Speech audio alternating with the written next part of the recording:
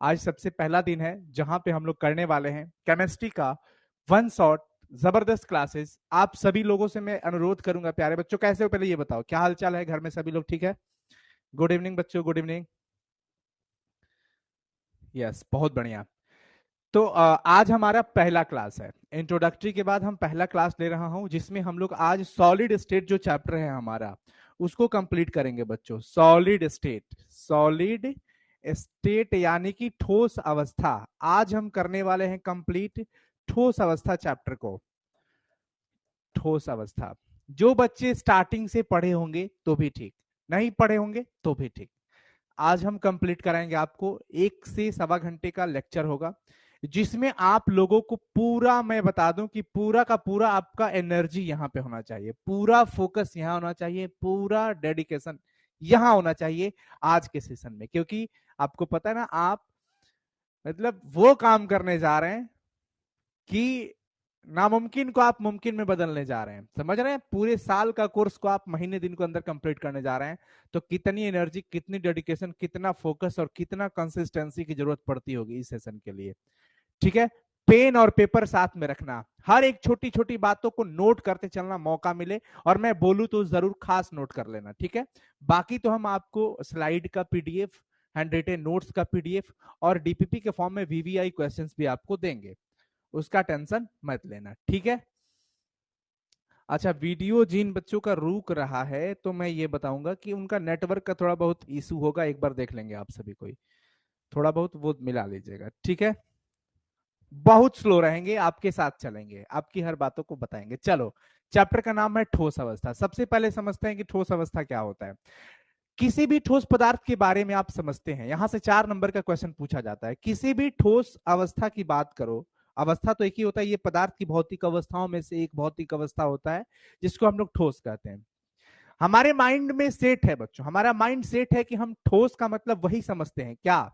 जैसे कहा जाता है ना कि मतलब हीरो आ रहा है, गुंडा आ रहा है, एक भक्त आ रहा है, एक पुजारी आ रहा है। पुजारी कहते ही आपके मन में पुजारी के पूरे वेशभूषा सारे आ जाते हैं। पुजारी होगा तो धोती पहना होगा, एक यहाँ से गमछा लटकाया होगा, टीका जरूर लगाया होगा, ऐसा इमेज बन जाता है, आप लोगों को बन जाता है ना भाई। ठोस कहते ही हमारे माइंड में इमेज आता है कि वैसा पदार्थ जो बहुत मजबूत होगा, टाइट होगा, दबाने पे दबता नहीं होगा, बहता नहीं होगा, कठोर होता होगा। ऐसा बात हमारे माइंड में साथियों सेट रहता है। बोलो हाँ कि ना, सेट रहता है ना? यस।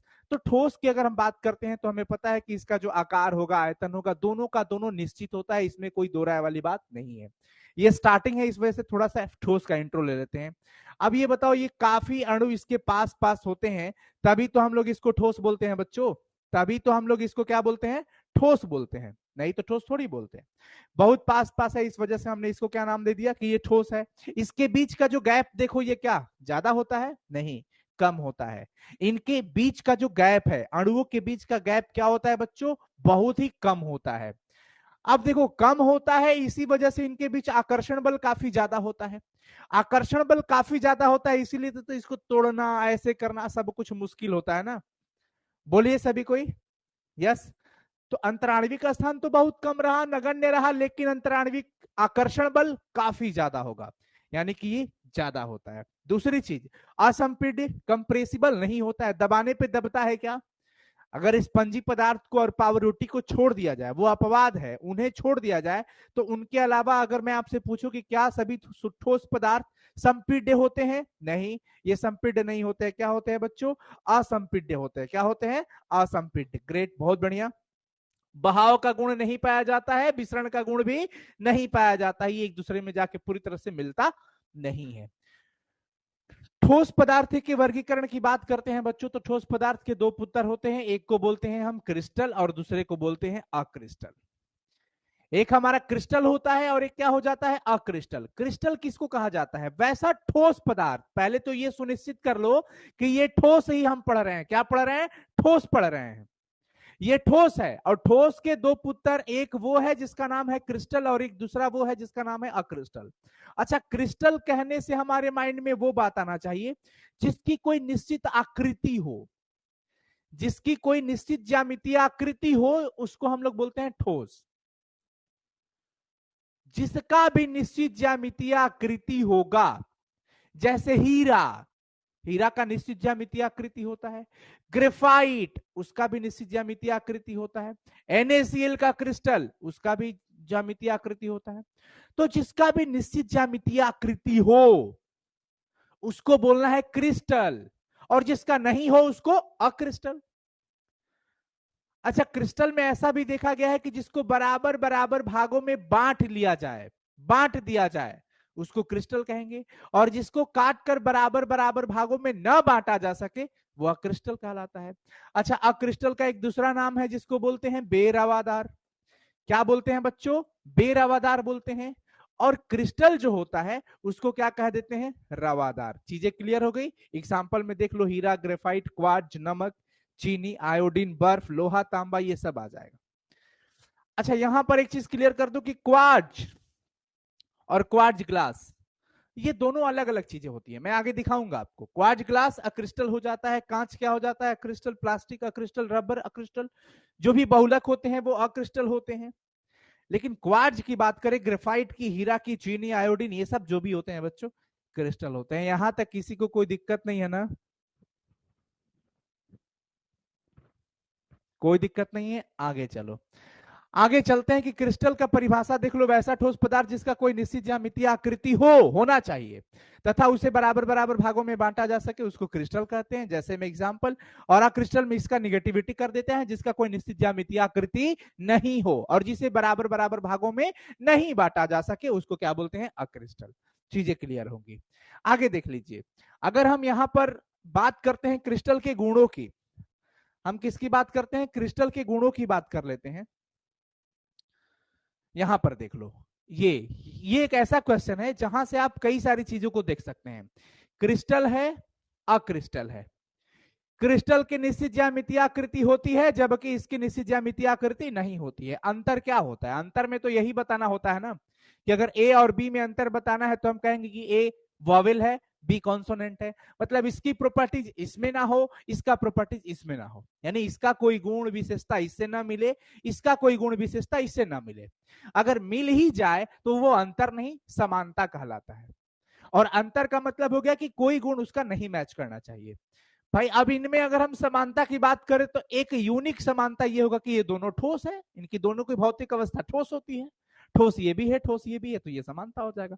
पर अंतर की बात करें, इसकी निश्चित ज्यामितीय आकृति होती है, इसकी निश्चित ज्यामितीय आकृति होती है, इसकी निश्चित नहीं होती है। अच्छा, इसे आप बराबर बराबर भागों में बांट रहे हो, इसको तो नहीं बांट सकते हो। इसका द्रवणांक निश्चित होता है, किसका? क्रिस्टल का, जबकि इसका निश्चित नहीं होता है, अनिश्चित हो गया। ये वास्तविक ठोस होते हैं और ये अतिशीति द्रव। अतिशीति द्रव से मैं आपको क्लियर कर दूं, एक सवाल आता है कि कांच को अतिशीति द्रव क्यों कहा जाता है? अच्छा, अतिशीतित का मतलब ये हो गया बच्चों, सुपर कूल्ड लिक्विड का मतलब ये होता है जैसे कांच। पहले आप ये बताइए, मैं एक क्वेश्चन पूछ रहा हूं आपसे, आप यस और नो में जवाब देना सभी कोई। प्लीज प्यारे बच्चों, आप लोग बात मत करिए, बात मत करिए प्लीज। क्वेश्चन ये है कि कांच एक अक्रिस्टल है, कथन सत्य है कि असत्य? क्या मैं सही बोल रहा हूं? यस और नो? यस, सत्य है, यानी कि वो कांच जो होता है वो अक्रिस्टल होता है। अब बताइए, कांच को अतिशीति द्रव क्यों कहा जाता है? इसका जवाब सुन लीजिए। कांच है, आपने कभी देखा होगा दरवाजे की अगर हम बात करते हैं तो कांच का अक्सर यूज विंडो वगैरह लगाने में यूज कर लिया जाता है, फ्रेम के अंदर, देखते हो ना? वर्षों बाद वो थोड़ा सा उसमें बहाव का गुण पाया जाता है, इस वजह से थोड़ा सा बढ़ जाता है, थोड़ा सा, जिसकी वजह से कभी कभी पल्ला पूरी तरह से नहीं लग पाता था। और क्रैक भी आने की बहुत संभावना रहती है, क्योंकि वो तो फ्रेम के अंदर रहता है। तो लोहे का अगर फ्रेम है तो फ्रेम तो फिक्स है, फ्रेम नहीं बढ़ने वाला, पर कांच बढ़ने की वजह से क्रैक हो जाता है। तो वह ऐसा क्यों है? क्योंकि इसके अंदर बहाव का गुण पाया जाता है। कांच अक्रिस्टल होता है, कांच क्या होता है? अक्रिस्टल, और इसमें बहाव का गुण है। ये वास्तविक ठोस नहीं है, इसको वास्तविक ठोस नहीं कहेंगे। ये वास्तविक है, हीरा में बहाव का गुण नहीं है, ग्रेफाइट में बहाव का गुण नहीं है, पर कांच की भौतिक अवस्था तो ठोस है, पर इसमें थोड़ा सा बहाव का गुण है। वर्षों बाद इसमें बहाव आने की चांसेस होती है और ये क्रैक कर जाता है। समझ आ गया? मजा आ रहा है ना? तो कांच को अतिशीति द्रव क्यों कहा जाता है, ये क्वेश्चन पूछा है बोर्ड एग्जाम में, और ये वीवीआई इंपॉर्टेंट क्वेश्चन है। तो कहेंगे कि चूंकि कांच या क्रिस्टल होता है और इसमें बहाव का गुण होता है, तो जब बहाव की गुण आ गई तो बहाव का गुण तो द्रव में होता है, तो लिक्विड की तरह as a super cool liquid behave करता है। इसलिए हम इसको वास्तविक ठोस ना कहेंगे, वास्तविक ठोस इसको कहेंगे, इसको नहीं कहेंगे। इसको स्यूडो सॉलिड बोल दो, छद्म ठोस, काल्पनिक कह दो, यह काल्पनिक ठोस होता है, यह वास्तविक ठोस होता है जबकि यह काल्पनिक होता है, चलेगा, कोई गलत नहीं कहेगा। ये काल्पनिक ठोस या अतिशीति द्रव, तो ये वाला कांच को अतिशीति द्रव कहा जाता है, ये क्वेश्चन मैं नोट्स में दूंगा, ठीक है। अच्छा, ये बड़ी कमाल का ऑब्जेक्टिव पूछ देता है, असमदैशिक समदैशिक। कई बच्चों को लगता होगा कि ये क्रिस्टल है तो इसको समदैशिक होना चाहिए था, तो ये देखना क्रिस्टल वाला असमदैशिक दिख रहा है, पहले ही अ लगा दिया, और अक्रिस्टल वाला समदैशिक, लेकिन ये सही लिखा गया है, क्रिस्टल असमदैशिक ही होता है, अक्रिस्टल समदैशिक होता है। अब आइए हम इसके बारे में आपको बताते हैं कि समदैशिक और असमदैशिक किसको कहा जाता है। क्रिस्टल असमदैशिक होता है, याद रखना, क्रिस्टल वाले में अ लगा देना, क्रिस्टलीय पदार्थ होते हैं, समदैशिक की असमदैशिक, तो ये मत सोचना कि ओ क्रिस्टल तो समदैशिक, अक्रिस्टल तो असमदैशिक, इसी चक्कर में एक नंबर कट जाएगा, गलत हो जाएगा, समझ गए। क्रिस्टल असमदैशिक, अक्रिस्टल समदैशिक, जिसमें अ ना रहे अ लगा देना, अ रहे तो अ हटा देना, क्लियर है। अब इसके गुणों को समझते, ये होता क्या है। समदैशिक नाम को समझो, सभी दिशाओं में गुण समान हो, कुछ भौतिक गुण जो होते हैं जैसे द्रवणांक हो जाए, उसमें ये प्रसार हो जाए, चालकता हो जाए, अपवर्तनांक हो जाए, ये जो कुछ गुण होते हैं जो दिशा बदलने पर भी न बदले, समान रह जाए, उसको समदैशिक कहेंगे। लेकिन डायरेक्शन चेंज होते ही चीजें बदल जाए तो उसको असमदैशिक कहेंगे। क्लियर? बातें समझ आ गई बच्चों? यस। आइए मैं आपको दिखाता हूं, एक इमेज दिखाता हूं, इस इमेज को देखिए। आपको क्या लग रहा होगा कि ये क्रिस्टल का इमेज है या अक्रिस्टल? ये कण है,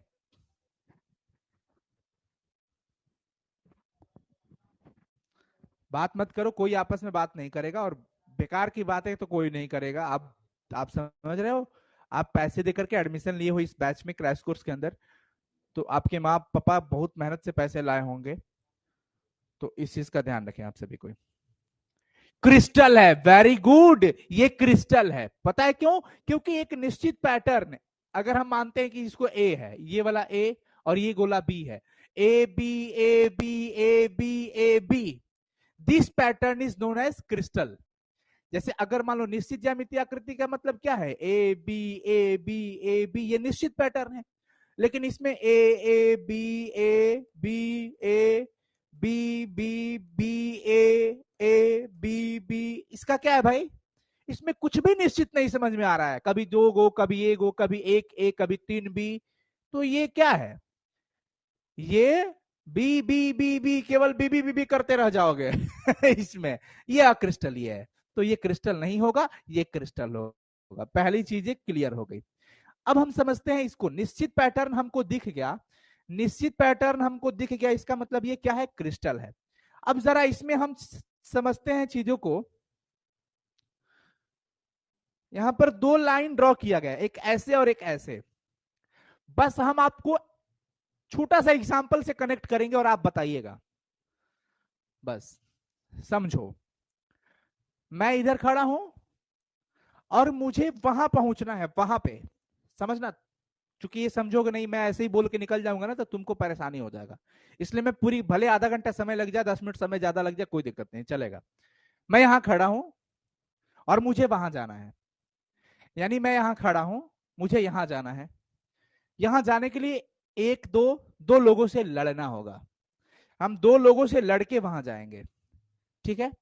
फिर मैं अपने आप को तिरछा कर रहा हूं, मुझे वहां जाना है, और वहां जाने के लिए मुझे अनेकों लोगों से लड़ना है। देखो यहां से यहां जाना है, कितने लोगों से लड़ना होगा? एक दो तीन चार पांच छह लोगों से लड़ना है। तो इधर मान लो तीन लोगों से लड़ना है, या चार लोगों से, इधर छह लोगों से लड़ना है। आप समझिएगा कि मैं इधर लड़के जाऊंगा वहां पे, इधर भी लड़के वहां जाऊंगा, एनर्जी का जो खपत होगी क्या दोनों दिशा में बराबर होगी, हाँ या ना?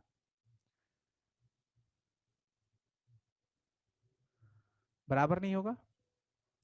ठीक है, मान लीजिए हमारे पास एनर्जी कुछ भी कुछ भी हो, जैसे मान लो कि हमारे पास 10 रुपया हो, एनर्जी की बात छोड़ो, 10 रुपया है, इधर 3 बच्चों को क्रॉस करके हमें वहां जाना है, इधर 5 बच्चों को क्रॉस करके हमें वहां जाना है। तो हम इधर जब 3 बच्चों को क्रॉस करेंगे 1-1 रुपया दे देंगे तो हमारे पास यहाँ 7 रुपया बचेगा, और इधर 5 बच्चों को क्रॉस करके जाएंगे तो 5 रुपया बचेगा। क्या हमारी प्रॉपर्टीज वहां पे सेम हुई या डिफरेंट हुई? अगर सेम होती है तो आप कमेंट सेक्शन में एस लिखना, डिफरेंट होती है तो डी लिख देना। डिफरेंट होती है तो डी लिख देना, सेम होगा तो एस लिख देना। सारे बच्चे डी लिख दिए मतलब डिफरेंट है। हमने डायरेक्शन चेंज करा, डायरेक्शन चेंज करते ही हमारा गुण बदलने लगा। क्यों? क्योंकि हमारा पैटर्न निश्चित है। दूसरी चीज, अब जो चीज इधर अपवर्तनांक इतना होगा इस साइड में, तो क्या इस साइड में वही होगा? यानी कि अगर हम बात करते हैं पदार्थ की कुछ भौतिक गुणों की, तो दिशा बदलने पर गुण भी बदल जा रहा है। दिशा बदल दिए तो गुण भी बदल गया। मतलब ऐसा नहीं कि कहीं भी जाओ सेम आएगा, वैसा वाली बात नहीं है। डायरेक्शन चेंज तो प्रॉपर्टी चेंज, मतलब दिशा बदलने पे क्या वो समान रहा? नहीं, असमान हो गया, तो असमदैशिक। इसी को तो बोलते हैं असमदैशिक, इसी को तो बोलते हैं असमदैशिक। यानी कि बच्चों ये क्रिस्टल क्या होते हैं? असमदैशिक होते हैं। चीजें क्लियर हो गई होगी, चीजें क्लियर हो गई ना? क्रिस्टल क्या होते हैं? असमदैशिक, जबकि अक्रिस्टल क्या होते हैं? समदैशिक। ये देख लो, ये दीर्घ परासी और ये लघु परासी, मतलब क्रिस्टल का लॉन्ग रेंज ऑर्डर, जबकि इसका लघु परासी। अच्छा, दीर्घ परासी और लघु परासी में क्या अंतर होता है? आखिर क्रिस्टल को दीर्घ परासी क्यों कहते हैं? देखिए बच्चों, दीर्घ परासी कहने का मतलब यह होता है कि अपनी ऑर्डर को फॉलो करना, अपने क्रम को फॉलो करना, इनकी ज्यामितीय आकृति का जो कणों का व्यवस्था है, कणों का पैटर्न है, उसको कौन कितने समय तक, लंबे समय तक फॉलो कर पा रहा है कि नहीं। अगर लंबे समय तक कर पा रहा है तो वो दीर्घ परासी कहलाएगा, अगर नहीं कर पा रहा है तो लघु परासी। अभी मैंने आपको एक एग्जांपल दिया था कि बच्चों अगर क्रिस्टल होगा तो इसका पैटर्न फिक्स होता है, A B A B A B A B, pattern fix है, फिक्स है ना? जबकि इसमें पैटर्न हो सकता है ए बी, फिर 3 ए आ जाए अचानक से, 3 ए आ जाए, फिर एक बी आ जाए, फिर एक ए आ जाए, फिर डबल बी आ जाए। अगर मैं आपसे सवाल पूछूं कि ये अपनी पैटर्न को लंबे समय तक फॉलो कर पा रहा है कि नहीं, लॉन्ग रेंज ऑर्डर में है या नहीं, आप बस इतना बताना, यस और नो। यस, तो इसको बोलेंगे कि भैया ये तो दीर्घ परासी है। ये क्या है? ये दीर्घ परासी है। देखो, ये अपने पैटर्न को लंबे समय तक फॉलो करता है, लंबे समय तक फॉलो करता है, लंबे समय तक फॉलो करता है। जब ये हो गया बच्चों क्वार्ट्ज, ये हो गया क्वार्ट्ज ग्लास। क्वार्ट्ज ग्लास लघु परासी होता है, इस वजह से इसको अक्रिस्टल और इसको क्रिस्टल कहते हैं। इसमें देखो तो ए बी तो यहां तक सही चला, लेकिन क्या ये लंबे समय तक पैटर्न रिपीट हुआ? पैटर्न जितना ज्यादा देर तक, लंबे समय तक, लंबी दूरी तक जितना ज्यादा रिपीट हो उसको दीर्घ परासी कहेंगे। तो अब बताओ दीर्घ परासी कौन होता है, क्रिस्टल की अक्रिस्टल? दीर्घ परासी कौन होता है? क्रिस्टल। आप लोग क्रिस्टल लिख रहे हैं, कुछ बच्चे के लिख रहे हैं, तो मैं समझ रहा हूं कि के का मतलब आप क्रिस्टल कहना चाहते हैं। ये चीजें कंप्लीट हो गई, आगे बढ़ते हैं। आगे देखो, क्रिस्टल को कितने भागों में बांटा गया? क्रिस्टल की हुई शादी, हुए इसके 4 पुत्र। अब नाम में ही चारों के चारों परिभाषा मिलेंगे। एक का नाम है आणविक ठोस, एक का नाम है आयनिक ठोस, एक का नाम है धातु, एक का नाम है सहसंयोजक। वांडरवाल्स बल लगेगा तो आणविक कह देना, जनरली या हाइड्रोजन बॉन्ड लगेगा तो कह देना कि वो आणविक क्रिस्टल है। जैसे H2O की बात कर लो, H2O क्या है, किस प्रकार का? बर्फ। क्या है, समझ रहे हो? बर्फ। आयोडीन क्या है? ये सब। ठोस CO2 को बर्फ कहा जाता है, ठोस CO2 को बर्फ कहा जाता है, ठोस CO2 को बर्फ कहा जाता है, और ये आणविक क्रिस्टल होते हैं। अगर क्रिस्टल के अणु के परमाणु के बीच आयनिक बंधन बल कार्य करे, जैसे NaCl, Na+, Cl-, CsCl Cs plus Cl minus, MgCl2 Mg plus Cl2 पे माइनस, आयन वाली बात आ गई, प्लस माइनस वाली बात आ गई, उसको डाल देंगे आयनिक के अंदर। अब आयनिक के अंदर आपको ध्यान रखना है कि ये जो फोर्स होता है बच्चों, इलेक्ट्रोस्टैटिक फोर्स, काफी स्ट्रांग होता है, बहुत मजबूत होता है। अच्छा, मजबूत होने की वजह से क्या आप अनुमान करेंगे कि इसको जल्दी हम पिघला सकते हैं? नहीं, उसके लिए हमें टेम्परेचर ज्यादा देना पड़ेगा। यानी ये तय हो गया कि आयनिक जो ठोस होते हैं, जो आयनिक क्रिस्टल होते हैं, उसके द्रवणांक और क्वथनांक निम्न होते हैं या उच्च होते हैं? N फॉर निम्न, U फॉर उच्च। आप बताओगे उच्च होते। ये क्वेश्चन बोर्ड एग्जाम ने पूछ रखा है कि आयनिक क्रिस्टल का द्रवणांक और क्वथनांक उच्च होता है, क्यों? तो हम क्या कहेंगे, क्योंकि इनके आयनों के बीच मजबूत आकर्षण बल लगता है, स्थिर वैद्युत आकर्षण बल, जिसकी वजह से इसको पिघलाने के लिए या फिर उसके उबालने के लिए ज्यादा ताप की जरूरत पड़ती है, अतः इसका द्रवणांक और क्वथनांक उच्च होता है। क्लियर है ये चीजें? मेटालिक में मेटालिक बॉन्ड लगता है बच्चों, इलेक्ट्रॉन और पॉजिटिव चार्ज, चूंकि जो उसमें एटम होते हैं, जैसे मान लो ये मेटल है कॉपर का, इसमें काफी सारे एटम हैं, काफी सारे लाखों करोड़ों परमाणु है, और सबके सब अपना इलेक्ट्रॉन त्याग करेगा, तो एक इलेक्ट्रॉन का फेज बन गया और एक प्लस चार्ज का। उस प्लस और माइनस के बीच फोर्स लगने लगता है, बल लगने लगता है, जिसको धातुई बल कहते हैं। तो जितने भी धातु होते हैं ये सबके सब धातु ही हो जाते हैं। जितने भी धातु हो गया, कॉपर, आयरन, तांबा, चांदी, जो भी है, ये सबके सब क्या हो जाते हैं? धातुई क्रिस्टल। और जिसमें सहसंयोजक बंधन बल लगे, जो इलेक्ट्रॉनों की साझेदारी से, जैसे में हीरा को देख लो, हीरा में क्या है? सहसंयोजक बंधन बल। कार्बन जो होते हैं अपने दूसरे कार्बन के साथ साझेदारी करके रखता है, सहसंयोजक बंधन बल लगा के रखता है। ग्रेफाइट क्या है भाई? वही चीज है। तो ये सब क्या हो जाते हैं? सहसंयोजक ठोस। क्लियर हो गई चीजें? देखो ये क्वेश्चन पूछ लिया कि आयनिक क्रिस्टल के द्रवणांक उच्च क्यों होते हैं। आयनिक क्रिस्टल के द्रवणांक उच्च इसलिए होता है क्योंकि इनके आयनों के बीच प्रबल यानी कि मजबूत आकर्षण बल लगा होता है। इसके आयनों को तोड़ने के लिए हमें ज्यादा उष्मा की जरूरत देनी पड़ती है। ये क्वेश्चन पूछा हुआ है तो इंपॉर्टेंट क्वेश्चन है। समझ आ गया? अच्छा, एक सवाल और आ जाता है कि जो आयनिक क्रिस्टल होते हैं, अच्छा हम नमक की बात कर लेते हैं, तो अगर हमें सिर्फ नमक का पाउडर दे दिया जाए तो क्या वो अपने से होकर के इलेक्ट्रिसिटी प्रोवाइड करेगा? क्या अपने से होकर के विद्युत धारा को जाने देगा? नहीं। मैं आपको बताया हूं कि बच्चों, ठोस पदार्थ जो होते हैं उनके अंदर फ्री इलेक्ट्रॉन होते हैं, इस वजह से वो विद्युत का सुचालक होता है। पर जिसके अंदर फ्री इलेक्ट्रॉन नहीं होगा, जो वैद्युत अपघट्य पदार्थ होगा, जो द्रवित पदार्थ होगा, जो जलीय पदार्थ होगा, जो जलीय विलयन के रूप में होगा, उसके अंदर आयन का होना जरूरी है। तो NaCl यौगिक है और ये ठोस अवस्था में रहेगा तो इसका आयन तो चिपका हुआ है, कहां चल रहा है? जैसे मान लो ये लोहा है तो इसका फ्री इलेक्ट्रॉन मूव करता है ना, मूवमेंट ऑफ फ्री इलेक्ट्रॉन्स, इसी के वजह से ये इलेक्ट्रिसिटी प्रोवाइड करेगा, ये विद्युत का सुचालक होगा। भाई उसी प्रकार से जो यौगिक है, अगर वैद्युत अपघट्य तब कहलाता है जब वो द्रवित या अपने जलीय अवस्था में विद्युत का सुचालक करे। पर विद्युत का सुचालक होने के लिए तो आयन की जरूरत है, और इसके आयन तो चिपका हुआ है जहां पे है वहां पे। भाई इसको पिघला दो या इसको पानी में डाल दो, वो बहाव करने लगेगा, गति करने लगेगा, उसके आयन गतिशील हो जाएंगे, तो कहेंगे कि अब तो विद्युत धारा का प्रवाह होगा। यानी कि आयनिक यौगिक द्रव अवस्था में ही विद्युत के सुचालक होते हैं। क्या ठोस अवस्था में होगा? यस और नो? क्या ठोस अवस्था में होगा? नो, नहीं होगा। कब होगा? द्रव अवस्था में ही होगा वो। रीजन क्या है? आयनिक यौगिक द्रव अवस्था में ही विद्युत का सुचालक होता है। क्यों? क्योंकि इसके आयन द्रवित या गलित अवस्था में गतिशील रहते हैं, ठोस अवस्था में वो गतिशील नहीं रहता है। इस वजह से कहा जाता है कि वो द्रवित अवस्था में ही विद्युत का सुचालक होगा। क्योंकि जानते हो ठोस अवस्था में क्या रहता है? ठोस अवस्था में इसका आयन अपने स्थानों पर ही रहते हैं, चिपका हुआ है, कहीं भागेगा नहीं। तो ये दो क्वेश्चन आयनिक क्रिस्टल से जुड़े होते हैं। बताइए किसी को कोई प्रॉब्लम? नोट्स इसी में मिलता है, नोट्स वीडियो के सेक्शन में ही मिलता है बच्चों, कोई प्रॉब्लम नहीं है, ठीक है ना?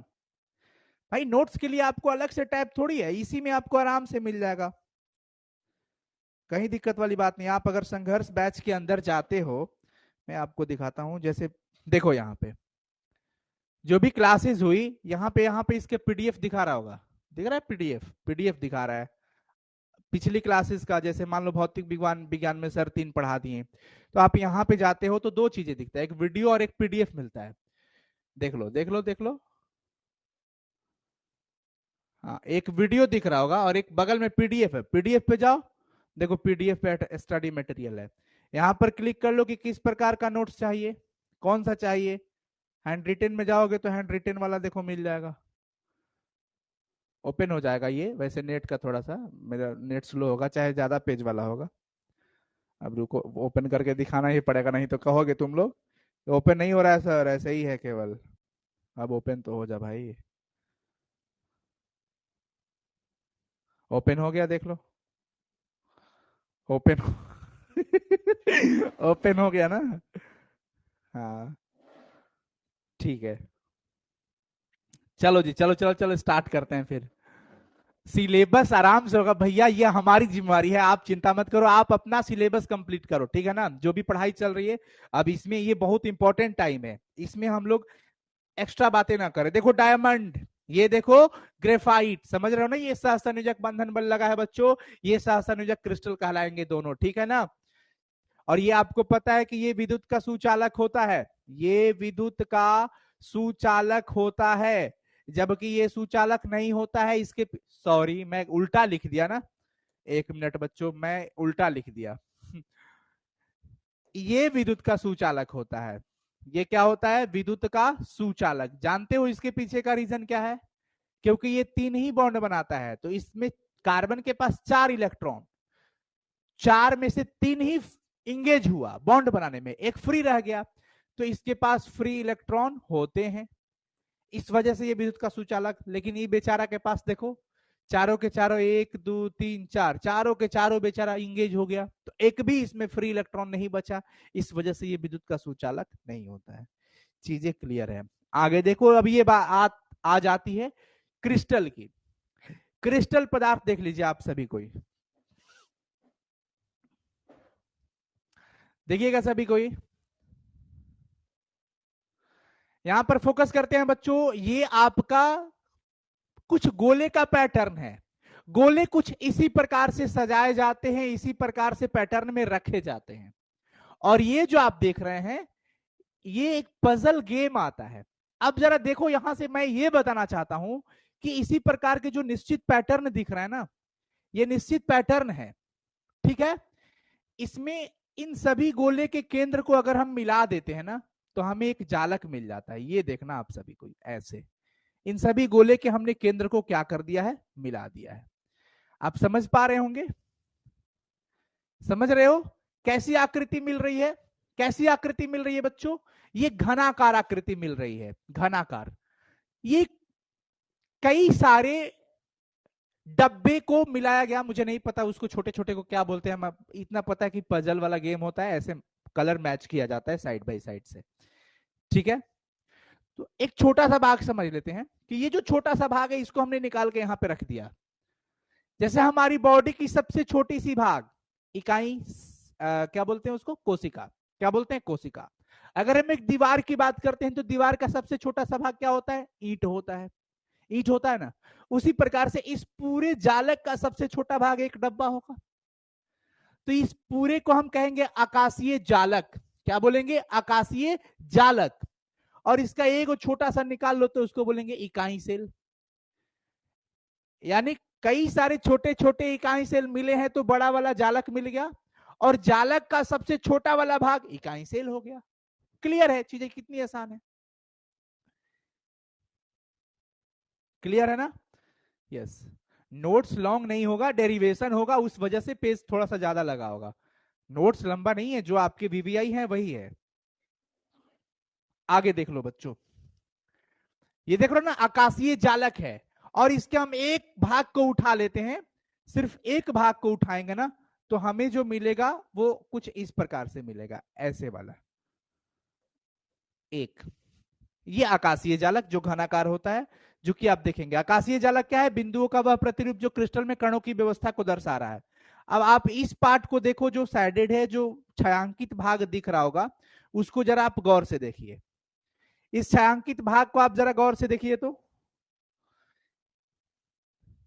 इसको क्या बोलेंगे कि ये हमारा इकाई सेल है। क्या है बच्चों? इकाई सेल है। और कई सारे ऐसे इकाई सेल जुड़ेंगे ना तो एक जालक मिल जाएगा। यानी कि आकाशीय जालक का सबसे छोटा भाग इकाई सेल कहलाता है। क्या कहलाता है? इकाई सेल कहलाता है। आकाशीय जालक का वह सबसे छोटा भाग जिसकी त्रिवी में पुनरावृत्ति रिपीट करते चल जाओ, सबको जोड़ते चल जाओ, मिलाते चल जाओ, तो वो बड़ा वाला जालक मिल जाएगा। उसी का सबसे छोटा वाला भाग जिसकी रिपीटेशन से, जिसको मिलाने से संपूर्ण क्रिस्टल मिल जाता है, लेकिन उस क्रिस्टल का सबसे छोटा सा भाग क्या कहलाता है? इकाई सेल कहलाता है। क्लियर हुआ? हाँ या ना बता दीजिए। क्लियर हुआ? यस। आगे चलिए। इकाई सेल, ये देखो आकाशीय जालक, और इसका सबसे छोटा वाला एक भाग निकाल दिया तो आकाशीय जालक, जो कि घनाकार है, जिसमें आप देख रहे हो 1 2 3 4 5 6 7 8 ये कण होते हैं। और ये कण या तो आयन हो सकता है, या अणु हो सकता है, या परमाणु हो सकता है। समझ आ गया? ये जो कण दिख रहा है ना, ये कण बच्चों अणु भी हो सकता है, परमाणु भी हो सकता है, और आयंस भी हो सकता है। चीजें क्लियर है? ऑब्जेक्टिव क्वेश्चन पूछ सकता है।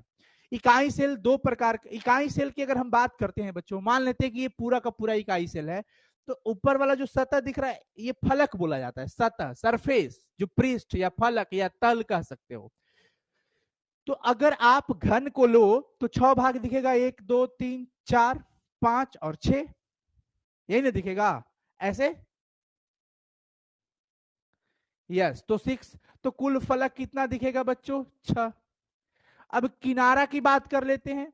कुल किनारा देख लो, 1 किनारा, 2 किनारा, 3 किनारा, 4 किनारा, 5 किनारा, 6 किनारा, 7 किनारा, और उधर भी तो होगा।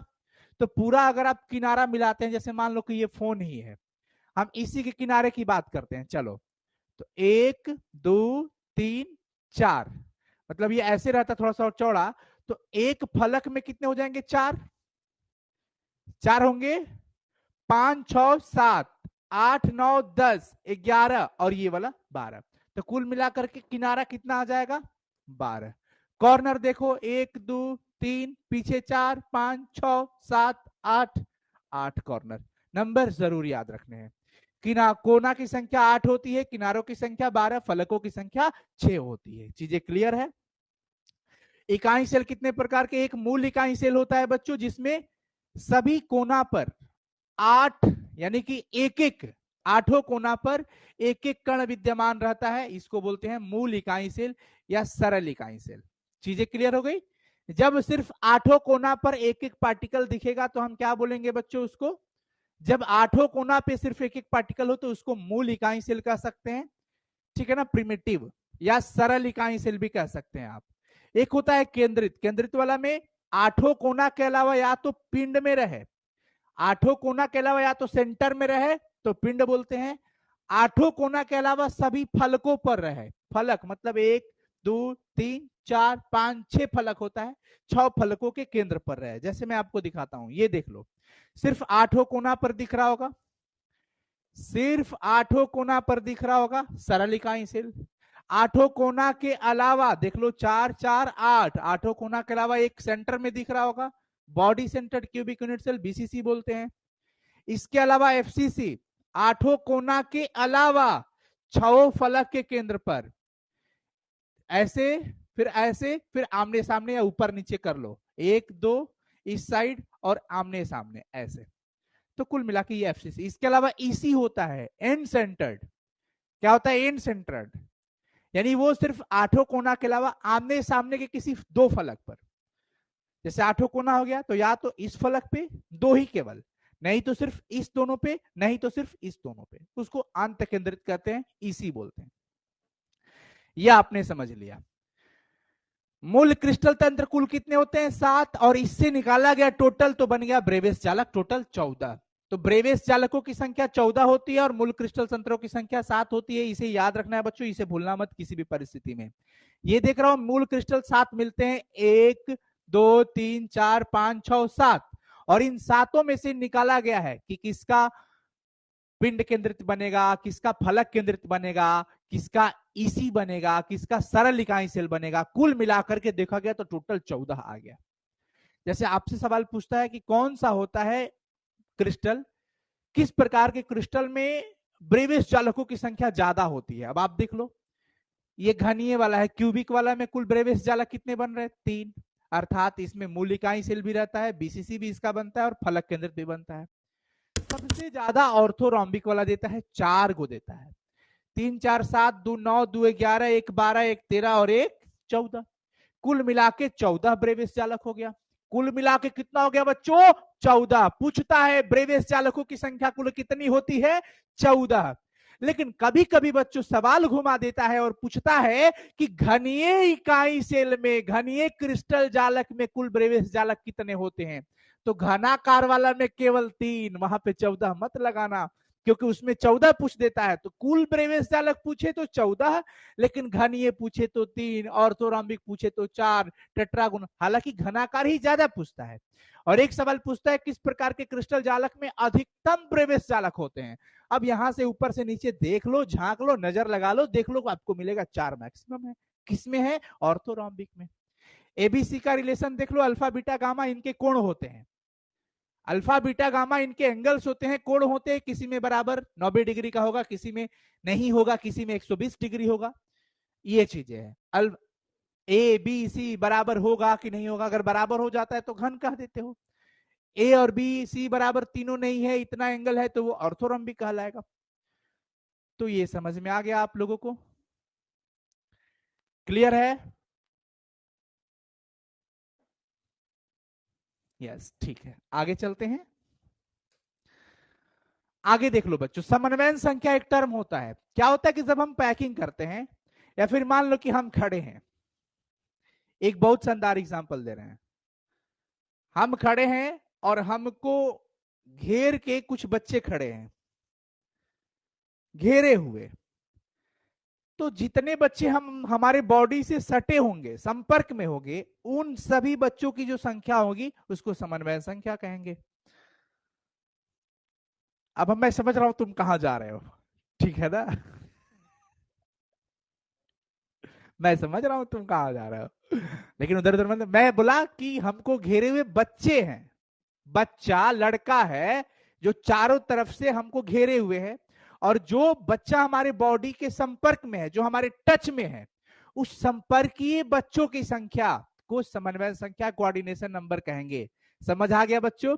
तो उसी प्रकार से जैसे मान लो कुछ गोले हैं, अब हमने गोले को एक पैटर्न में रख दिया और पूछ दिया गया कि बताइए इस गोले का समन्वय संख्या कितना होगा।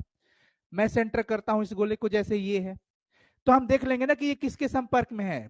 तो एक इसके संपर्क में, यहां संपर्क, यहां, यहां है, तो लड़कों के झुंड में है, तो गोलों के झुंड में, लेकिन इस गोला से कितने सटे हुए हैं? तो सिर्फ 4 सटे हैं, तो इन 4 ही कहेंगे कि यही समन्वयन संख्या है। तो संपर्कीय गोले की संख्या को, कॉन्टैक्ट जो स्फीयर्स होते हैं बच्चों, कॉन्टैक्ट एटम जो होते हैं, उसके नंबर्स को कोऑर्डिनेशन नंबर कहा जाता है। ये मैं आपको क्लियरली बता देता हूं कि सरल इकाई सेल की बात करेगा तो इसमें गोले की संख्या कितनी होती है? 6। यानी कोऑर्डिनेशन नंबर याद रख लेना, सरल इकाई सेल के लिए 6 होता है। बीसीसी के लिए देख लेना, केंद्र वाला, ये कितने से सटा हुआ है? 2 2 4, 4 ऊपर 4 नीचे, कुल मिला के इसका कोऑर्डिनेशन नंबर कितना हो जाएगा? 8। अगर इसको देख लो एफसीसी वाला, एफसीसी वाला में देख लो एक बीच का कितने से सटा हुआ है?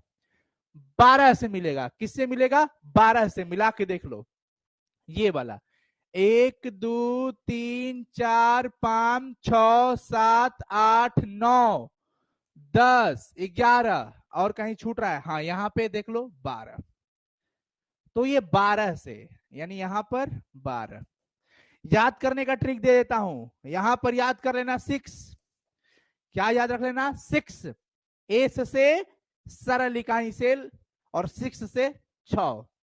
यहां पर याद रख लेना बैट, बैट, बैट जब बोलते हो तो बैट, 8, बैट, तो बी से बीसीसी और 8 से 8 याद रख लेना, ठीक है?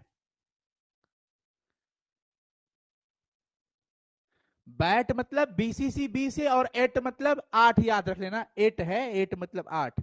और यहां पर फैट याद रख लेना, लेकिन याद रखना है एफ से एफसीसी पर फैट ट याद रखना है।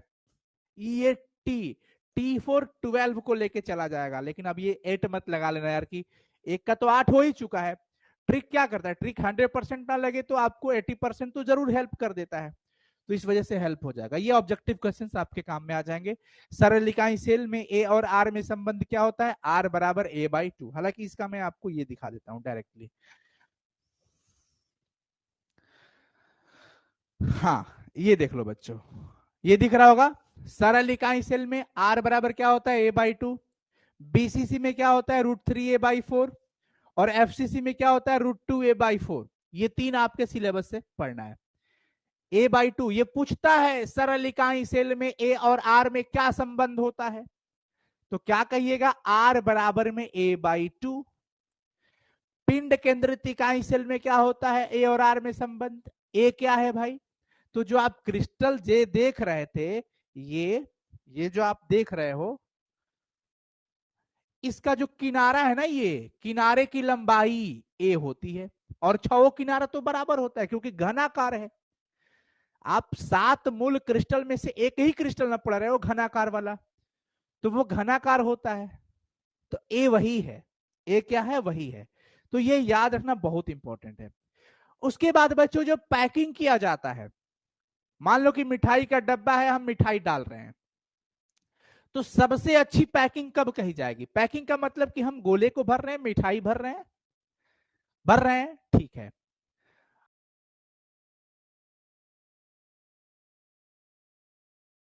अब 1 किलो का मिठाई का डब्बा है, 4 गो लड्डू भीतर डगर रहा है, इधर से उधर तूफान मचाए हुए है, कितना शर्म आएगा अगर आप कहीं लेके जाओगे तो। 1 किलो का डब्बा, 4 गो लड्डू पूरा आपस में,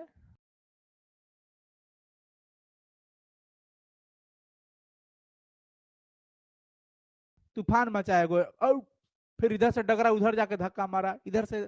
क्या ये अच्छी पैकिंग है, आप सिर्फ इतना बताओ, यस और नो, क्या ये अच्छी पैकिंग है, नो। सबसे अच्छी पैकिंग तब कही जाएगी जब जितना डब्बा हो उसमें अच्छे से बारीकी से चीजों को भर दिया जाए। अगर गोलाकार मिठाई है तो उसको अच्छे से भर लेंगे। अब 100% ये निश्चित है कि गोल जो मिठाई है उसको आप रखिएगा तो सारा का सारा जगह नहीं भरेगा, क्योंकि जब आप मिठाई रखते हैं ना ऐसे ऐसे, तो थोड़ा सा कोना जगह ऐसे उधर को बचते जाता है, इसको बोलते हैं रिक्ति। खाली जगह जो बच जाता है ना पैकिंग के दौरान, जो खाली जगह बच गया उसको वॉइड्स बोलते हैं, यानी कि रिक्ति बोलते हैं। अब मान लो कि मिठाई के डब्बे में हमने मिठाई सारा का सारा रख दिया, 90% जगह भर गया और 10% जगह खाली रह गया, तो जो भर गया उसको बोलते हैं पैकिंग की प्रगुणता। लेकिन ध्यान रहे कि वो प्रतिशत में होना चाहिए, जब प्रतिशत में है तो प्रगुणता कहेंगे, और प्रतिशत में नहीं है यानी कि वो फ्रैक्शन में आएगा। 0.9 भाग भर गया, 0.1 भाग खाली रह गया है, बताइए। अगर हम कहें कि भाई देखो मिठाई का डब्बा 100% में 90% भर गया, अच्छा 90% का मतलब क्या हुआ, 90 पर मतलब प्रति, बट्टा सेंट मतलब सेंचुरी, 100, 90%। अगर आप इसको सॉल्व करोगे तो ये कितना आएगा भाई, 0.9 ही तो आएगा ना, बताओ। यानी कि 100 में से 90 भाग भर गया, 0.9, इसको प्रभाज कहते हैं। अच्छा देखो बच्चों के साथ कंफ्यूजन कहां पे आता है, दो तरह से सवाल पूछ देता है, एक तो पूछ देगा पैकिंग प्रभाज, और एक पूछ देगा पैकिंग की प्रगुणता। प्रभाज का मतलब होता है हिस्सा, अंश। जैसे आपने मोल प्रभाज पढ़ा होगा, तो मोल का हिस्सा, कि इतना में से इतना मोल इसका है और इतना मोल इसका है।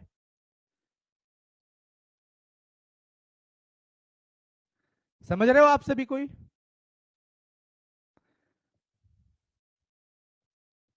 कौन है, क्लियर हो जा रहा है बच्चों। ये कोई बच्चा कह रहा है लेंदी, लेंदी थोड़ी है, अब सबसे आसान तरीका से पढ़ा, इधर से उधर तूफान मचाए हुए है, कितना शर्म आएगा अगर आप कहीं लेके जाओगे तो। 1 किलो का डब्बा, 4 गो लड्डू पूरा आपस में तूफान मचाए हुए, फिर इधर से डगरा, उधर जाके धक्का मारा, इधर से। क्या ये अच्छी पैकिंग है?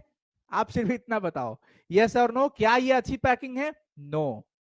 सबसे अच्छी पैकिंग तब कही जाएगी जब जितना डब्बा हो उसमें अच्छे से बारीकी से चीजों को भर दिया जाए। अगर गोलाकार मिठाई है तो उसको अच्छे से भर लेंगे।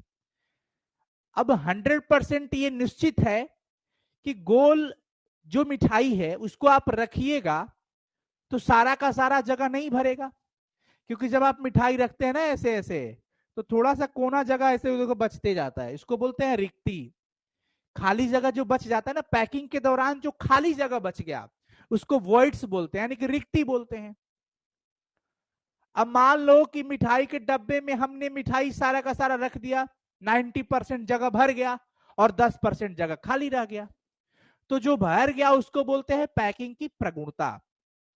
लेकिन ध्यान रहे कि वो प्रतिशत में होना चाहिए। जब प्रतिशत में है तो प्रगुणता कहेंगे, और प्रतिशत में नहीं है यानी कि वो फ्रैक्शन में आएगा।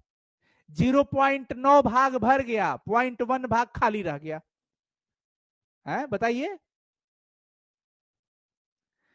अगर हम कहें कि भाई देखो मिठाई का डब्बा 100% में 90% भर गया, अच्छा 90% का मतलब क्या हुआ? 90 पर मतलब प्रति, बट्टा सेंट मतलब सेंचुरी, 100, 90%।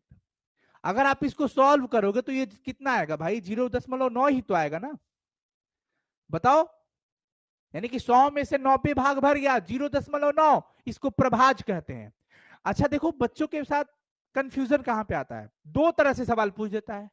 एक तो पूछ देगा पैकिंग प्रभाज, और एक पूछ देगा पैकिंग की प्रगुणता।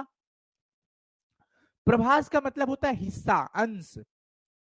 जैसे आपने मोल प्रभाज पढ़ा होगा, तो मोल का हिस्सा, कि इतना में से इतना मोल इसका है और इतना मोल इसका है।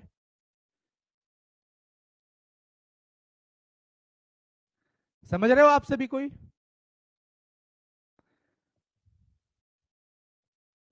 कौन है? क्लियर हो जा रहा है बच्चों? ये कोई बच्चा कह रहा है लेंदी, लेंदी थोड़ी है, अब सबसे आसान तरीका से पढ़ाया जा रहा है आपको।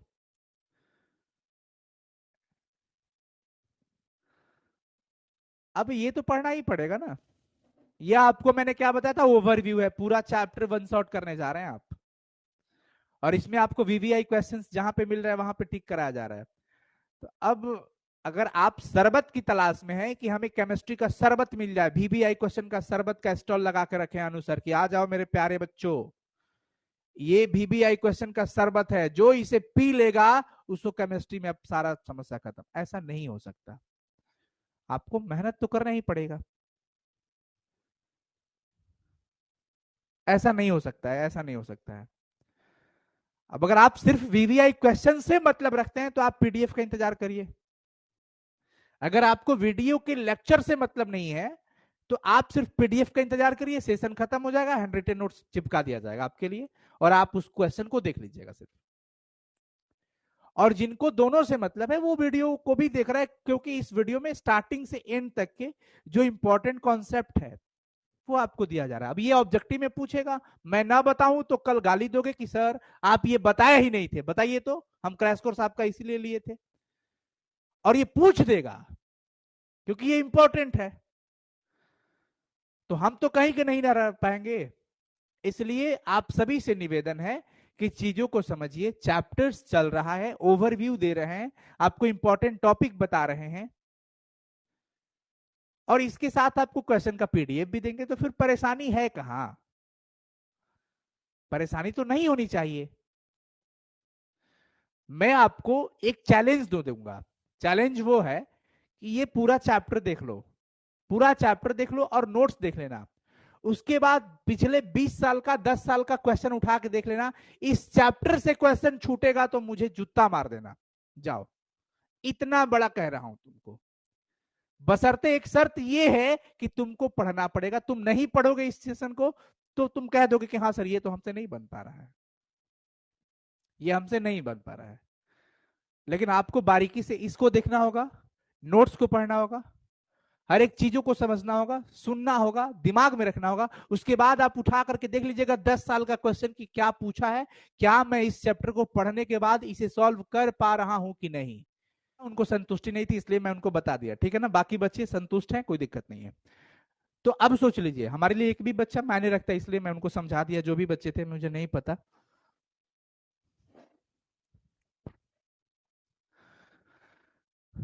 तो मैंने ये कहा कि बच्चों मिठाई के डब्बे में हमने मिठाई रख दिया।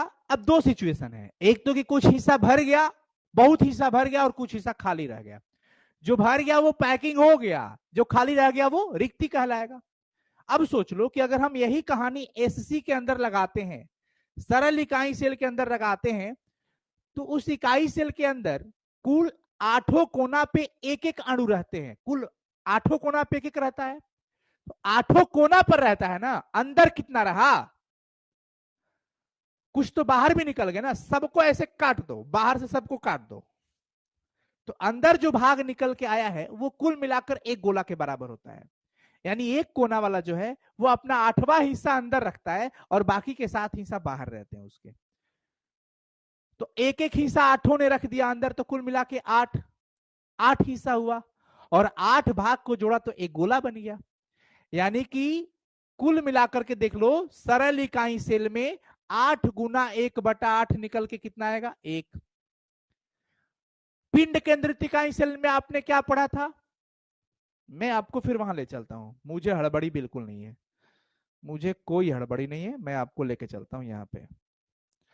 हम यहाँ पे लेके चलते हैं। ये क्या था भाई? 8 था। 8 कोना, एक गोला जो है ये अपना इतना भाग को अंदर रखा है, बाकी इतना भाग तो बाहर ही रखा है ना, तो वो अपना 8वां हिस्सा अंदर रखता है, तो कुल मिला के 1 आ गया। यानी इसमें परमाणु की संख्या कितनी हो गई? 1। इसकी बात करते हैं तो 8 कोना के चलते तो 1 आ गया है, ये फिक्स है। ये कितना भाग अंदर है? तो ये 100% अंदर है, ये तो कहीं बाहर नहीं, क्योंकि ये सेंटर में है, बीच में है। तो जब बीच में है तो पूरा का पूरा अंदर है, यानी 100% अंदर है। 100% का मतलब तो 1 होता है, 100% का मतलब तो 1 होता है। 100% मतलब कट गया तो 1 आ गया, 1 1 2। इसमें देखते हैं तो 8 कोना के चलते तो 1 है। अगर मैं कहता हूं कि बच्चों ये एक दीवार है, इस दीवार से इधर भी कमरा है, इधर भी कमरा है, यानी 2 कमरों के बीच एक दीवार है, तो ये दीवार इधर अगर हम इनके सेंटर में कोई फुटबॉल रख देते हैं ऐसा गोल जगह बना करके, तो फुटबॉल का आधा हिस्सा इधर रहेगा, आधा हिस्सा इधर रहेगा। 50% इधर और 50% इधर रहेगा कि नहीं रहेगा? बताओ। यस। तो भाई 50%, यानी कि एक जो है आधा अंदर है आधा बाहर है, तो कुल कितने हैं? 6 है। तो 6 में से कुल आधा अंदर आधा बाहर, तो कुल मिला के 3 आ जाएगा। यानी कि 6 गोला अपना 50% का साझेदारी दे रहा है, आधा का साझेदारी कर रहा है। तो 2 3 6, 1 + 3 = 4। क्लियर है? अब आपको कुछ चीजें यहां पे मैं बता देना चाहता हूं खुद से, कि भैया एक चीज ध्यान रखो, आप कहां कहां रख रहे हो पार्टिकल को। पार्टिकल रखने का जो आपका स्थान है, आप कोने पे रख रहे हो, आप किनारा पर रख रहे हो, मान लो रखना हो तो किनारा पर भी रख लेना, उसके बाद आप फलक पे रख रहे हो, उसके बाद आप केंद्र पे रख रहे हो, है ना। आइए, आप कोने पर रखे थे तो कितना हिस्सा लगा था? 8वां हिस्सा। 100% का 8वां हिस्सा कितना होता है? 12.5%। 12/96, 8 × 5 = 40, अंदर है, यानी 100% अंदर है।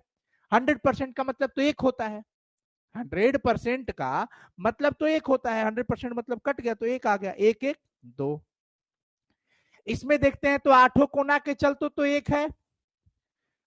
अगर मैं कहता हूं कि बच्चों ये एक दीवार है, इस दीवार से इधर भी कमरा है, इधर भी कमरा है, यानी 2 कमरों के बीच एक दीवार है, तो ये दीवार इधर अगर हम इनके सेंटर में कोई फुटबॉल रख देते हैं ऐसा गोल जगह बना करके, तो फुटबॉल का आधा हिस्सा इधर रहेगा, आधा हिस्सा इधर रहेगा।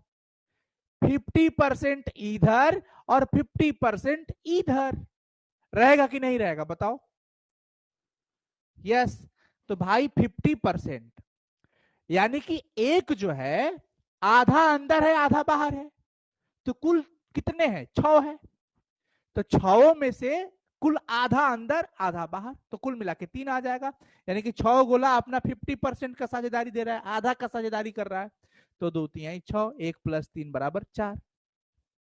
क्लियर है? अब आपको कुछ चीजें यहां पे मैं बता देना चाहता हूं खुद से कि भैया एक चीज ध्यान रखो, आप कहां कहां रख रहे हो पार्टिकल को। पार्टिकल रखने का जो आपका स्थान है, आप कोने पे रख रहे हो, आप किनारा पर रख रहे हो, मान लो रखना हो तो किनारा पर भी रख लेना, उसके बाद आप फलक पे रख रहे हो, उसके बाद आप केंद्र पे रख रहे हो, है ना। आइए, आप कोने पर रखे थे तो कितना हिस्सा लगा था, 8वां हिस्सा। 100% का 8वां हिस्सा कितना होता है, 12.5%। 12/96, 8×5=40, सही हो जाएगा। किनारे पर रखोगे तो 25%। फलक पे रखे थे आपने, कितना प्रतिशत का शेयरिंग था, 50%। केंद्र पे रखोगे तो वो 100% अंदर रहेगा। ये इसका ऑर्डर है, गोले की साझेदारी है, याद रख लीजिएगा। गोले की साझेदारी है, बहुत काम करता है बच्चों।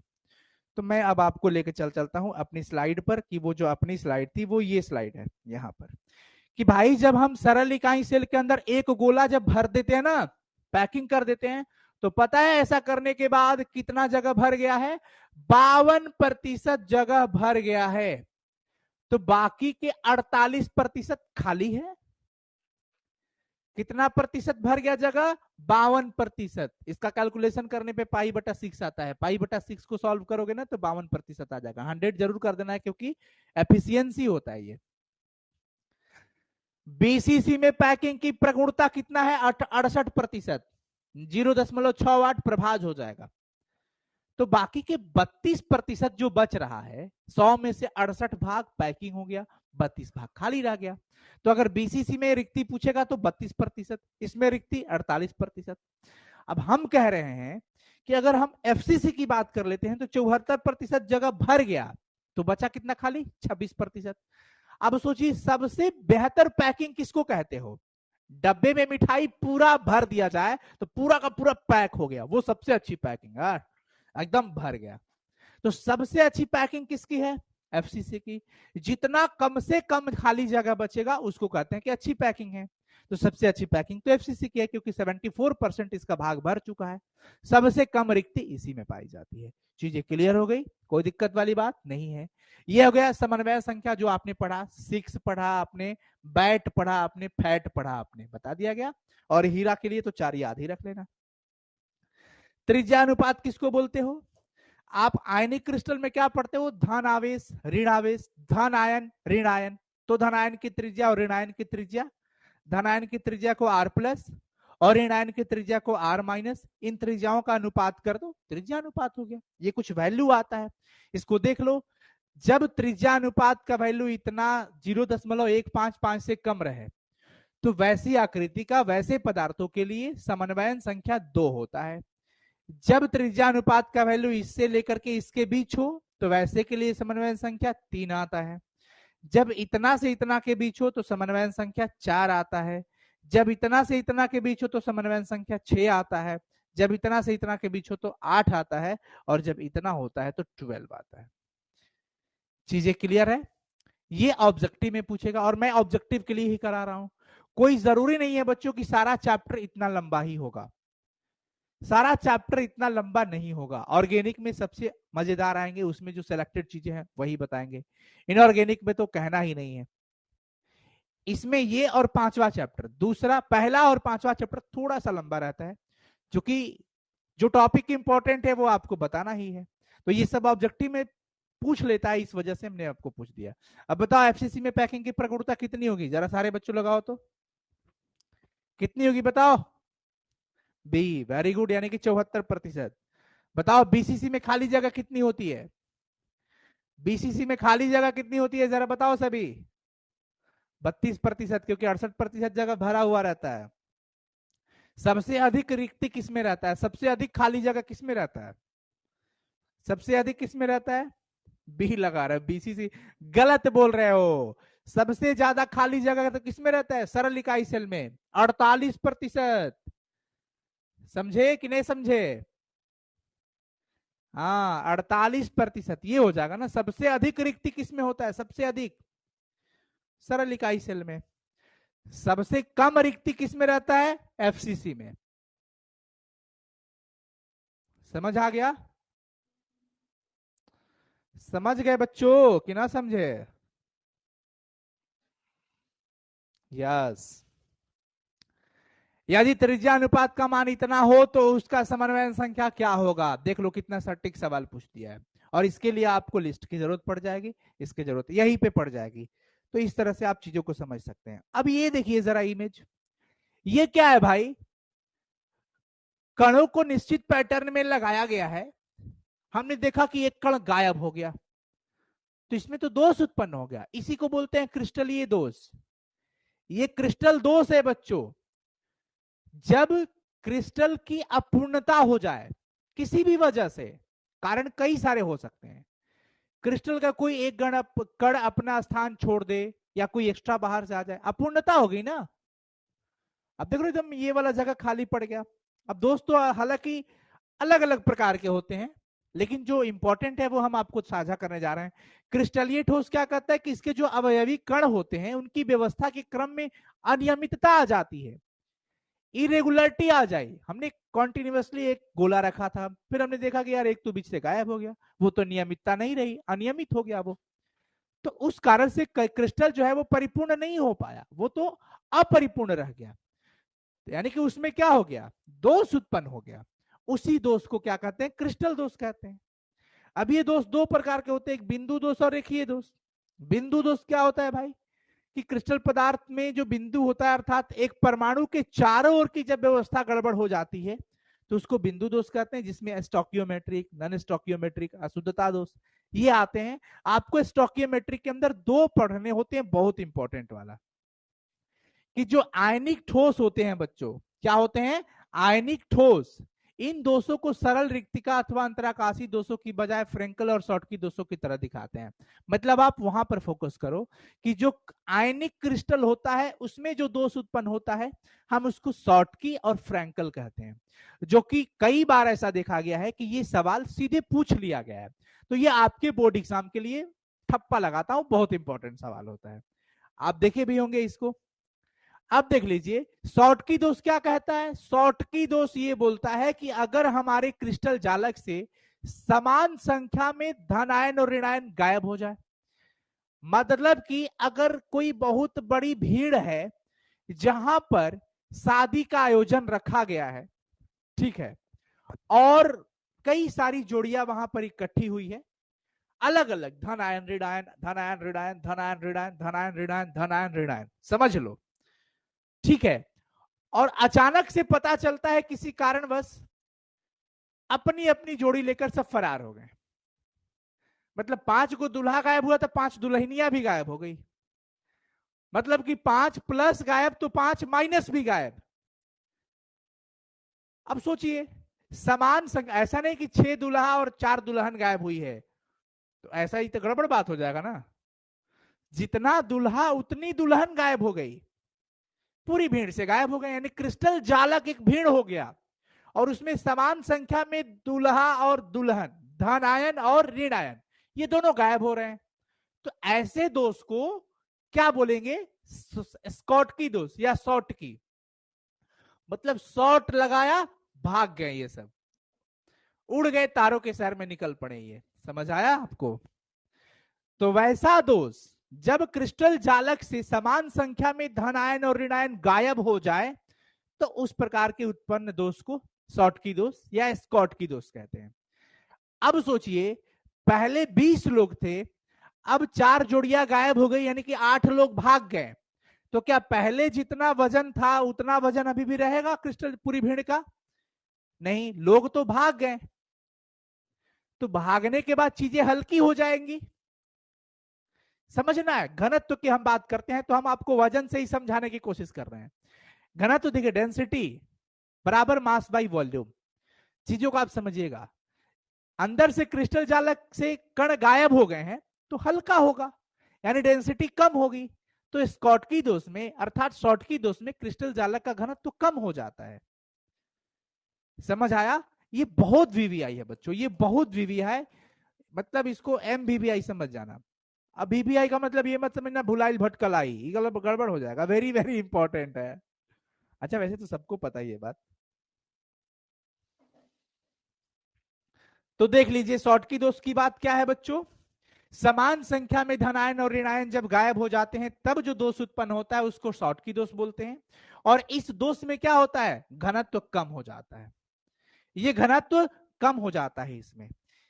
अगर आप इसकी यहां पर इमेज देखो तो आपको इमेज में ये पता चलेगा बच्चों कि यहां पर देखो एगो प्लस गायब हो गया और यहां से एगो माइनस गायब हो गया, यहां से एगो माइनस गायब हो गया तो एगो प्लस यहां से गायब हो गया, यानी बराबर संख्या में दुगो दुल्हा दुगो दुल्हन हो गए गायब। तो वैसे दोष को क्या बोलते हैं, शॉर्ट की दोष। अब देखो एक बच्चा बोले सर मोस्ट वीवीआई क्वेश्चन दीजिए ना, मतलब आप गारंटी कर दीजिए कि यही वाला आएगा, तो बोलो कि सर आप पेपर तैयार कर दीजिए ना। ये बोलो, ये क्यों बोल रहे हो कि मोस्ट वीवीआई, अब तुम बोलो कि सर केमिस्ट्री का पेपर में तैयार कर दीजिए ना, जो आने वाला है वही पेपर दे दीजिए हैं? भाई मेरे ये चीजों को ध्यान रखिए, बहुत इंपॉर्टेंट है। क्या कहा गया कि शॉर्ट की दोष जो होता है, अब ये किस में होगा, अगर हम दुल्हा दुल्हन की बात कर रहे हैं तो समानता तो जरूर होगी कि भाई अगर दुल्हा डॉक्टर है तो दुल्हन भी लगभग जरूर डॉक्टरी वाली में होगी, दुल्हा इंजीनियर है तो वो भी इंजीनियर होगी, मतलब कुछ ऐसी समानताएं जरूर मिलती है, मतलब ज्यादा गैप भी नहीं रहता है। लड़का आज तो वैसे स्टैंडर्ड शादियां होने लगी है कि अगर 6 फीट का दुल्हा है तो लड़की भी उसी टाइप की खोजी जा रही है, अगर छोटा दुल्हा है थोड़ा सा हाइट में मेरे जैसा तो मेरी जैसे बराबर की लड़की होगी, इतनी बड़ी तो होगी नहीं, सवाल ही नहीं है, मैं तो शादी करने वाला हूं नहीं बहुत बड़ी से, ऐसे नहीं होने वाला। तो क्या होगा, समकक्षता की बात आ गई, बराबर की बात आ गई, यानी ये दोष तब उत्पन्न होगा जब दोनों के आकार लगभग बराबर होंगे, लगभग क्या होंगे बच्चों, बराबर। शॉर्टकी दोष उन आयनिक पदार्थों जिनमें धनायन तथा ऋणायन का आकार लगभग समान होते हैं उसी में निकलता है, जैसे NaCl, KCl, CaCl, AgBr, इन सब में आयनिक क्रिस्टल वाला जो दोष है वो आ जाता है। समझ आ गया बच्चों, कोई दिक्कत? तो एग्जाम्पल बड़ा सटीक था, बराबर होने चाहिए लगभग आकार। एक आ जाता है फ्रैंकल दोष, क्या हो जाता है बच्चों, फ्रैंकल दोष देख लीजिए आप, फ्रैंकल दोष क्या होता है, क्रिस्टल जालक से कण भागेगा नहीं, भीतर में फंस के रह जाएगा। आप जानते हो छोटा वाला धनायन होता है और बड़ा वाला ऋणायन होता है, क्योंकि धनायन का आकार ऋणायन के आकार से छोटा होता है, तो फंसने वाला कौन होगा। अब मान लो कि 20 लोग खड़े हैं तो छोटा बच्चा कहीं भी अंदर पैर के बीच में कहीं घुस के दुबक जाता है, तो छोटे जो आकार वाले पार्टिकल है जो आयन है वो रिक्ति के अंदर फंस जाता है, खाली जगह के अंदर फंस जाता है अंतराकाशी में, यानी कि आयनिक ठोसों के क्रिस्टल में जो छोटा वाला आयन होता है तो वो छोटा वाला आयन क्या होता है भाई, धनायन होता है। आपने यहां पे देखा ये क्या होता है, अपने वास्तविक स्थान को छोड़ दिया, जहां पे था उसको छोड़ करके जाके अंदर वाले खाली जगहों में अंतराकाशीय स्थान में जाके फंस जाता है, वहां पे चला जाता है, तब जो दोष उत्पन्न हुआ फ्रैंकल दोष। ये बताओ कि पहले 20 थे तो अभी भी 20 है, कोई भागा तो है नहीं, छोटा वाला बच्चा क्या छोड़ के भाग गया, नहीं ना भागा, और ना ही कोई बाहर से आया है, तो जितना लोग थे उतने ही है, बस अंतर यह है कि वो बच्चा अपनी रियल जगह को छोड़ करके अंदर कहीं जगह में जाके फंस गया, अंदर ही है पर भागा नहीं है। तो बताओ वजन तो अभी भी वही होगा ना, अगर हम डेंसिटी को कनेक्ट करें तो डेंसिटी यानी कि घनत्व तो अभी भी वही रहेगा, क्या घनत्व में परिवर्तन होगा, क्या घनत्व में कोई बदलाव होगा, नहीं ना। तो बताइए फ्रैंकल दोष के अंदर घनत्व में क्या होने वाला है, कोई परिवर्तन नहीं होने वाला है। तो अब शॉर्टकी दोष और फ्रैंकल दोष में अंतर पूछे तो आप आराम से डिफिनीशन, घनत्व, समन्वयन संख्या, इन सभी बातों को जोड़ सकते हो। ये आपके बहुत इंपॉर्टेंट सवाल रहे हैं इस पूरे चैप्टर के।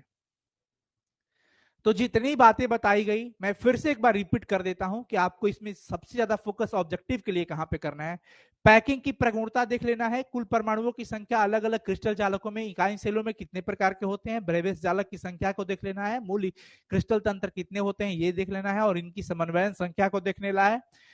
और अगर हम सब्जेक्टिव के तौर पे आते हैं तो सब्जेक्टिव में आपको शॉर्टकी दोष, फ्रैंकल दोष, ये सब देख लेना है, समन्वयन संख्या देख लेना है, ठीक है ना, ये ज्यादा फोकस करते हैं बच्चों।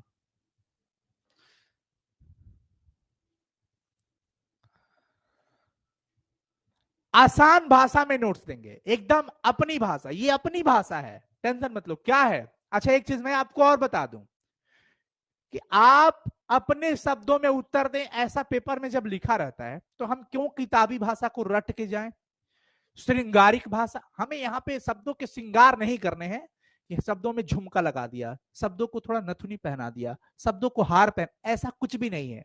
जो हम समझ रहे हैं वही लिखना है। क्या कि वैसा दोष, चाहे फिर ऐसे लिखो, जब किसी क्रिस्टल जालक से बराबर संख्या में या समान संख्या में धन आयन और ऋण आयन गायब हो जाते हैं, तब जो दोष उत्पन्न होता है या उस दोष को फलाना दोष कहते हैं।